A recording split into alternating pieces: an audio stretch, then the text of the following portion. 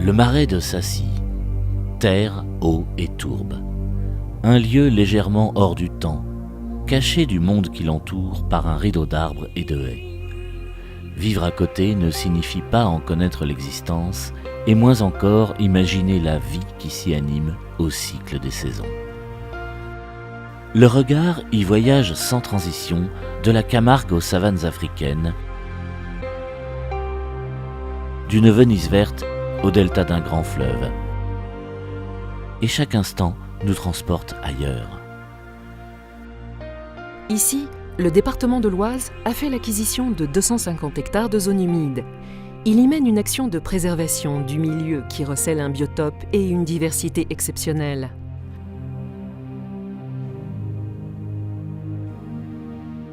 Le département de l'Oise a souscrit en 2009 un contrat Natura 2000, confortant la gestion de ce site, qu'elle souhaite exemplaire. Indispensable pour préserver la vocation du site, l'intervention humaine consiste à favoriser l'équilibre de la biodiversité et à développer une mosaïque de milieux propices à son épanouissement. Sur les différents secteurs du Marais, la mise en pâturage de troupeaux d'équins et de bovins camarguais sont un outil indispensable à la gestion du site pour maîtriser sa végétation. Sans la combinaison de l'action des agents du département et la présence de ces troupeaux semi-sauvages en liberté, rien ou presque ne pourrait empêcher la réapparition de la forêt et la disparition des zones humides qui s'ensuivraient.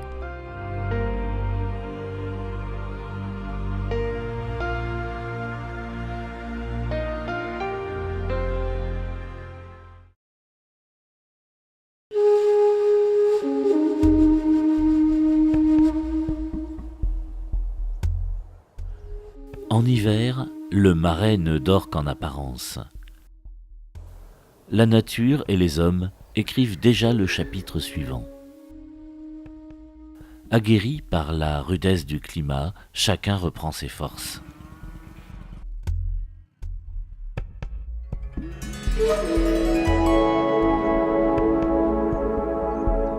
En hiver, on effectue tous les travaux qui sont lourds et qui sont susceptibles de plus déranger la faune et la flore du site. Ces différents travaux incluent le déboisement, les travaux d'accessibilité au site, les mises en défend, le nettoyage, etc. Les dates de certaines mesures de gestion sont prévues en fonction des périodes de nidification des espèces. Un spécialiste note les dates de départ et d'arrivée des oiseaux, ainsi que leur cantonnement sur le marais. Les objectifs de ces inventaires sont à la fois d'observer comment évoluent les espèces, mais également d'alimenter une base de données destinée à l'optimisation de la gestion du site.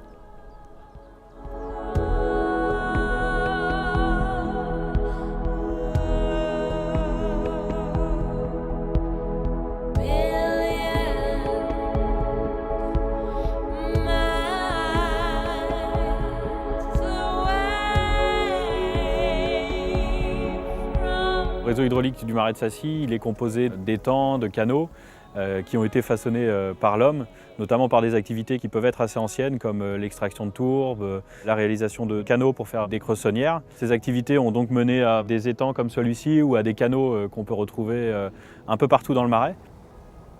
Et tout ce drainage participe à une grosse problématique de gestion d'eau du marais. Si le drainage est trop important, on peut avoir une minéralisation de la tourbe, qui peut amener aussi à une perte des habitats caractéristiques des tourbières. Une autre facette importante, c'est la quantité et qualité de l'eau, puisque en drainant ce marais, on va avoir des grandes différences de niveau d'eau entre les hautes eaux et les basses eaux, donc l'hiver et l'été. Ces grandes différences de niveau d'eau peuvent impacter aussi bien les habitants que les activités économiques, comme notamment l'agriculture ou les prélèvements d'eau potable. Pour remédier à cela, le département de l'Oise et le syndicat mixte des marais de Sacy réalisent des actions telles que la gestion des puits artésiens et la mise en place de petits ouvrages pour pouvoir maintenir les niveaux d'eau de manière plus efficace. Bientôt, l'hiver va laisser les rayons du soleil réchauffer la terre prête à s'épanouir. L'épreuve passée, ce qui devait mourir s'éteindra en offrande à la nature, et ce qui devait vivre renaîtra encore une fois. Les hommes, quant à eux, se préparent déjà à l'arrivée du printemps et à leur nouvelle mission.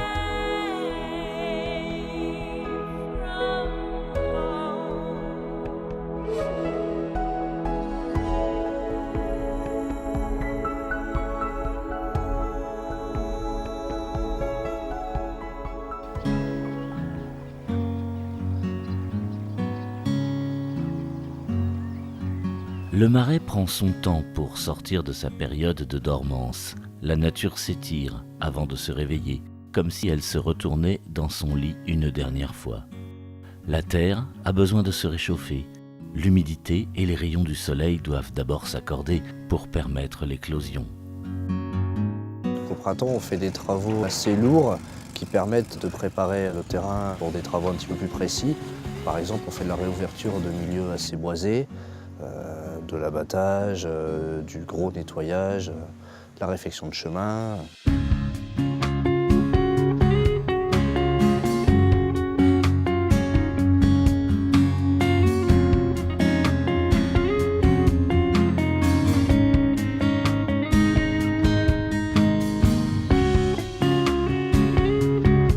De nombreuses zones font l'objet d'aménagements ou d'entretien, notamment pour les aires de passage et les cheminements liés à l'accueil du public.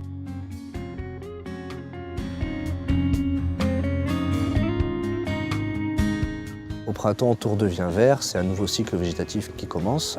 C'est une explosion progressive de la végétation du site. Il y a également, durant le printemps, toutes les manipulations sanitaires des troupeaux.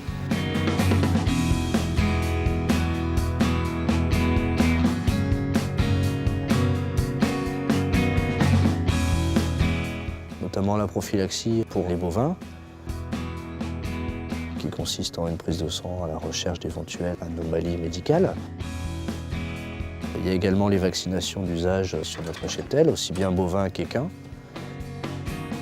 Donc avec la sortie d'hivernage, c'est la fin du nourrissage. On commence notre nouveau cycle de rotation de pâturage suivant les parcelles.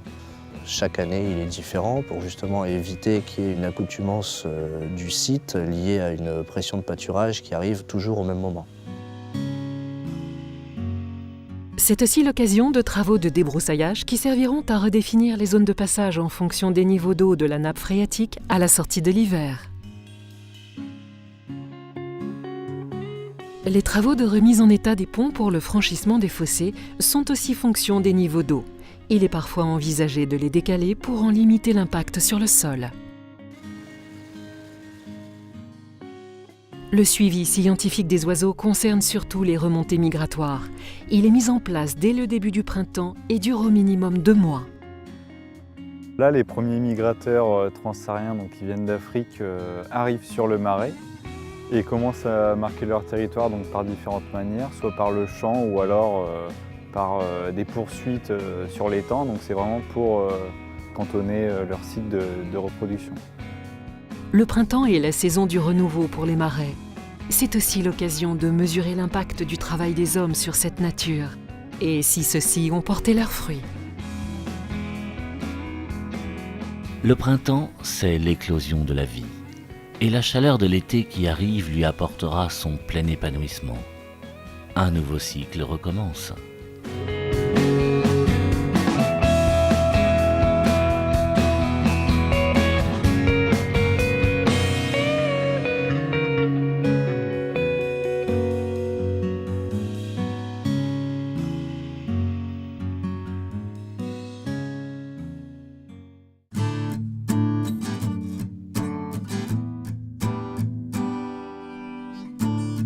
L'été, l'ombre et la lumière se disputent en silence entre les bois et les prairies du Marais.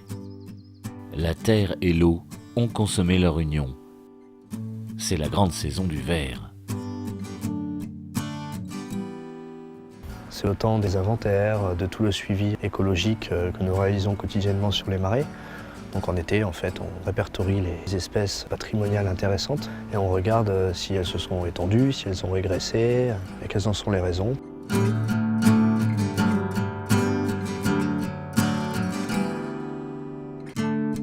Pour mener à bien ses missions, le département de l'Oise s'assure le concours du Conservatoire des espaces naturels de Picardie, partenaire du syndicat mixte des Marais de Sacy pour Natura 2000.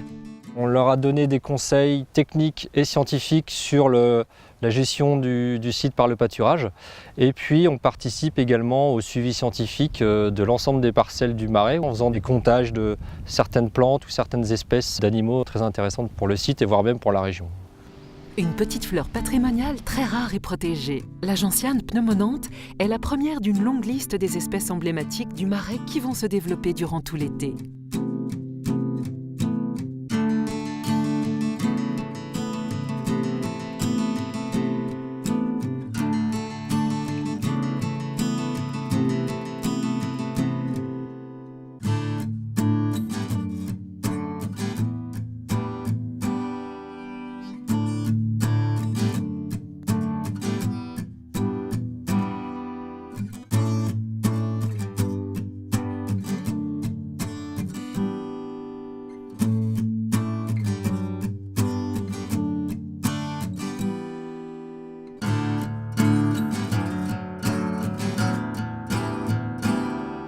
Les marais de Sacy constituent le plus grand marais alcalin du département de l'Oise, un des plus beaux pour le nord de la France. Des activités de fauche et de pâturage permettent de garder un marais ouvert, puisque la principale menace est le reboisement du marais. Pour la deuxième année consécutive de la fauche pour faire du foin pour les animaux d'hiver, nous avons effectué une fauche sur 10 hectares. Dans cet esprit, pour stocker les 175 ballots de foin, un hangar a été confectionné sur place, hors sol, dans le respect des contraintes liées au site.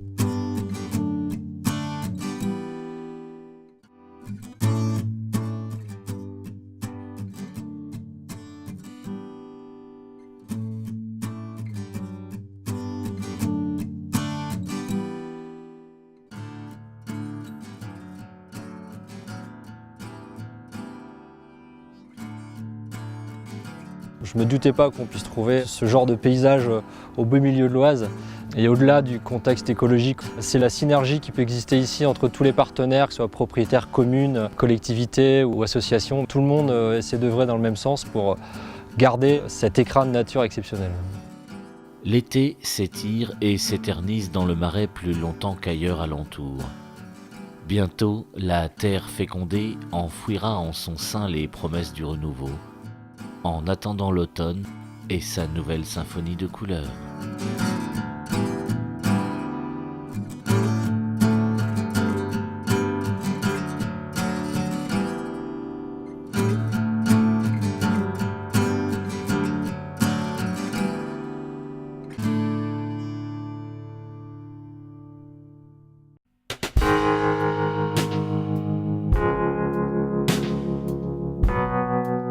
L'automne au Marais est très court en apparence.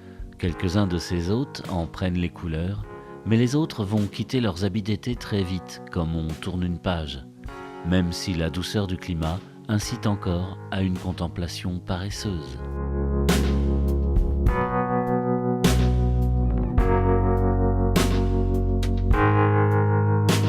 L'automne pour nous, c'est le temps du bilan, c'est le temps des hautes eaux sur les marais. On commence à réfléchir au déroulé de l'année suivante, notamment par rapport aux troupeaux. Les précipitations que nous avons eues la dernière année ont été très fortes et donc nous devons repenser intégralement les rotations du pâturage pour justement arriver à maintenir notre équilibre au niveau du site.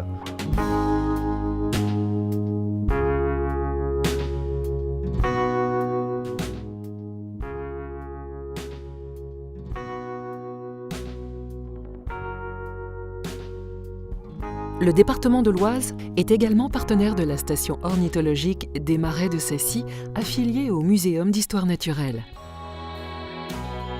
On est dans une période de migration post-nuptiale pour les oiseaux, donc c'est intéressant de savoir qu'on a des populations nordiques qui descendent sur nos régions. On est sur une voie de migration importante, puisque le Marais de Sacy-le-Grand est un réservoir alimentaire au niveau insectes et au niveau fruits. Ce matin, on a une population de rouge-gorge qui actuellement descend des zones nordiques. C'est intéressant de pouvoir baguer ces oiseaux-là, de les identifier et de voir un peu les mouvements de ces populations. Sur les oiseaux non bagués, les ornithologues vont procéder au bagage et relever toutes les données biométriques. Sur les autres, un contrôle est enregistré, puis tout est transmis à la centrale européenne Hearing, qui rassemble les informations fournies par des ornithologues de 38 pays. Grâce au bagage, on a pu voir une évolution surtout sur une espèce qui est intéressante pour nous, c'est la gorge bleue, qui est arrivée sur le marais de Sacy-le-Grand en 1989. L'évolution du comportement de cette espèce est un indicateur sur le réchauffement climatique. Ce sont des oiseaux qui sont d'habitude cantonnés sur le sud et puis arrivent dans nos régions et progressent régulièrement vers le nord. Les zones humides, comme le marais de Sacy, représentent actuellement 2% du territoire français. Ces milieux très riches constituent d'importantes haltes pour les oiseaux migrateurs d'Europe et contribuent à préserver la biodiversité.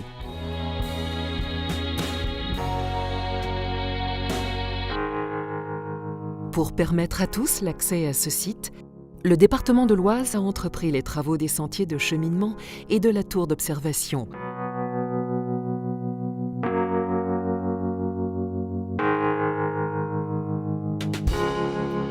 Il y a beaucoup de veille écologique, il y a beaucoup de modifications qu'on ne peut pas forcément discerner d'une année sur l'autre. On le voit sur le long terme. C'est en constante évolution et on espère, pour notre part, en constante progression. Dès maintenant, on voit un résultat sur des actions effectuées 1 an, 2 ans, 5 ans avant. Au cœur du département de l'Oise, ce sanctuaire est un riche laboratoire faunistique et floristique pour les scientifiques. Mais, s'inscrivant dans un projet d'aménagement du territoire cohérent, ce trésor de biodiversité ouvrira bientôt ses secrets à tous.